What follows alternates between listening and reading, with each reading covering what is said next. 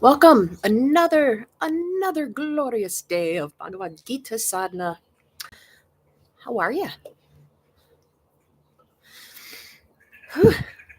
It's just above freezing here, but no hard frost last night. Yay! However, you'll be noticing some big changes in the next few days, like that tree is going to become bare. Probably see it's already lost a significant amount of leaves. And then it'll look like the tree has died. But has it? Because come next spring, I fully expect it to be its leafy self again. So it looks like the tree might be gone, but the tree most likely will be back. So this is bringing us loosely to our topic du jour in the Bhagavad Gita, where we're looking at Samatvam, your ability to be essentially the same no matter what. It's simple, just be yourself in every situation, yet harder than it might sound. We're in chapter 13, and as I've mentioned, chapter 13 of the Bhagavad Gita is in the Jnana Yoga section. It's really heady. There's a lot of conceptualization to wrap your noggin around, and some of it can be hard, especially because of the limitations of, for example, my native tongue, which is English. So we're going to look at verse 13:13. In any of your Embracing the Song of the Soul books, or I should say any of the Song of the Soul books, I'm using the Embracing one, which is so big you can embrace it and hug it. And it hugs you back. You can listen, you can chant along. 13:13. Krishna is talking to Arjuna about some of this great knowledge Arjuna needs to imbibe. Krishna says,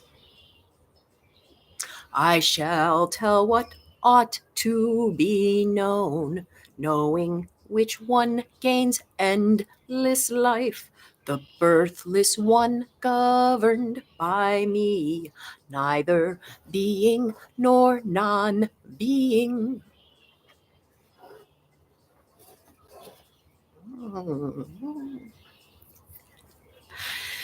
So as someone who was trained in Western science for the first couple decades of my life, that's a tough one, because something that's neither being nor non-being, something that neither exists and doesn't exist. Now, what the polarities of existence and non-existence seem pretty clear-cut. Either something exists or it doesn't. But Krishna is saying even this polarity that we seem to think of as absolute is false. There is something behind even that. I am. The true self is beyond even our ideas of being and non-being. Kind of like the tree in the backyard can be beyond our ideas of life and death. I mean, it looks like the tree dies every year, and yet it comes back. So where is it? Is it dead? Is it alive? It's like Schrodinger's cat. Is the cat dead or alive? And if you don't know Schrodinger's cat, it's a fun thought experiment. Anyway, so Krishna is saying he neither is nor is not. So I posit to you, would you think the same about yourself if you knew you were not? I have a friend who is an attorney, which may explain a lot of things. And I've said to her before, one thing I know is that I exist. And she says, well, I don't even know that. I don't know that I exist. And I thought, she just wants to argue. But according to the Gita, she brings up a good point. We may not exist. In fact, some scientific research lately has posited that this universe is a hologram. The Matrix, a very popular movie, postulated that all this is an illusion. And Krishna and Vedanta kind of say the same thing. There's only one thing. Maya is the illusion, that there are other things. And we buy into it. So what if we do buy into this idea that we're an illusion, or that we have no substance? But Krishna says, hold on, you're beyond even that. You're beyond even being and non-being. And I got to tell you, this is This is a toughie. And this is one of the reasons I lived each verse for a day. And I invite you to try living this one. This is one of the things about this last part of the Gita is Krishna is trying to give Arjuna answers, but the answers often raise more questions. And the idea is Arjuna has to experience this. It is not something you can intellectually wrap your head around and get into your life like an amoeba, going around that concept and taking it in. No, it's something you have to experience. And Krishna is saying, my experience is that I'm beyond being and non being. Wow. The little fuses in my brain are blowing. So I'll just say slightly more about this. Today, I'm dedicating this practice to a wonderful confluence that's coming up. October 31st is new moon. It is Halloween here in the States. It is Samhain. It is part of Diwali. Yes. And it kicks off the Dia de los Muertos, the Day of the Dead celebrations that come the very next day. I mean, it's all this in one little package this year. It's fabulous. Hanukkah and Christmas are the same this year also. Very interesting. All this confluence. Anyway, so one of the things I'm dedicating today's practice to is the ghosts and goblins of Halloween, because we might say they don't exist, especially if you have little kids who are like, there's a monster under the bed. They don't exist. They'd have no being. But yet, don't they have being? I love horror movies, as many of you know. I watch, Nightmare on Elm Street was my favorite because it talks about dreaming and is the dream world the real world and all this. And Freddy Krueger does not technically exist. And yet, for many of us who have taken on this story and watched every single one of the movies, he does. He's more real. Freddy Krueger, sadly, is more real to me than some people living in corners of the world I have never been to. So does he exist or does he not exist? Do the ghosts and goblins of Halloween here in the US or ghosts and goblins anywhere, do they exist? And also, this is to Lord Agni coming up in Diwali. Agni represents fire, and one thing that I've become convinced of, which is fun to try to convince others of, is fire is a living being. It is. If you watch it, if you interact with it, if you feed it, it's alive. Or is it? And why should it matter? Why should it matter how we treat things, whether they exist or not? Why should it matter to ourselves to know if we exist or not? We just are. We're part of something beyond that. What is it? I don't know. That's why we start with balanced poses. You got to shut up this intellectual mind so that we can have the experience.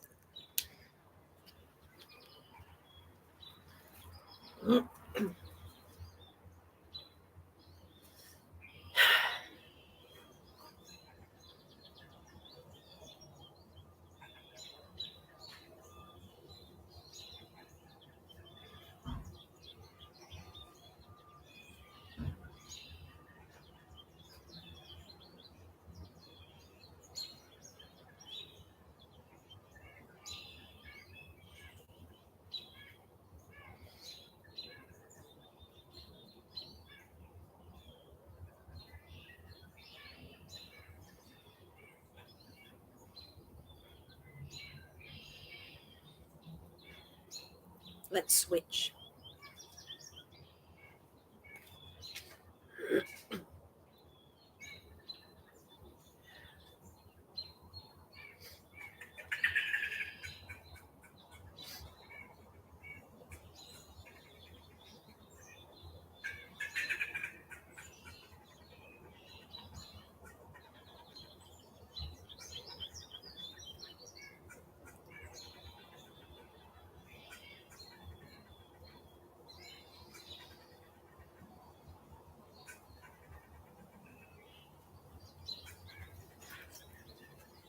Can you hear the angry squirrel back there? He's angry. I'm in his yard. Sorry, squirrel. Anyhow, so I invite you to contemplate this idea of being beyond being and non being. one way you may be able to connect to it is, what if your life is a dream? It's an illusion. If you really accepted that, would you be living your life the way you are now, or would it be different? 5 minutes. Ooh, where'd you go? My friends.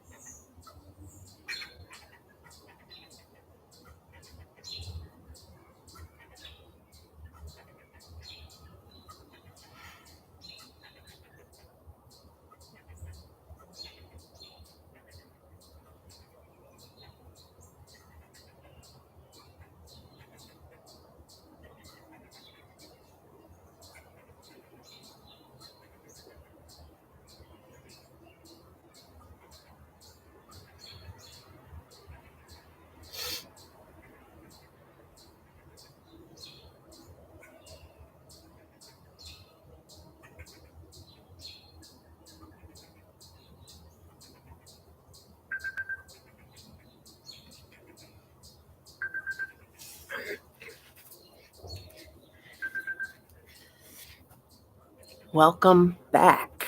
Welcome back. My friends, the mums, were telling me they want to be free from their pot. Don't we all want to be free from this little pot that limits us and get planted in the garden of the cosmos? Anyway, it was lovely. Maybe I'll be here tomorrow and maybe I won't be here tomorrow. And whatever, can we be the same about it? We'll find out. Until then.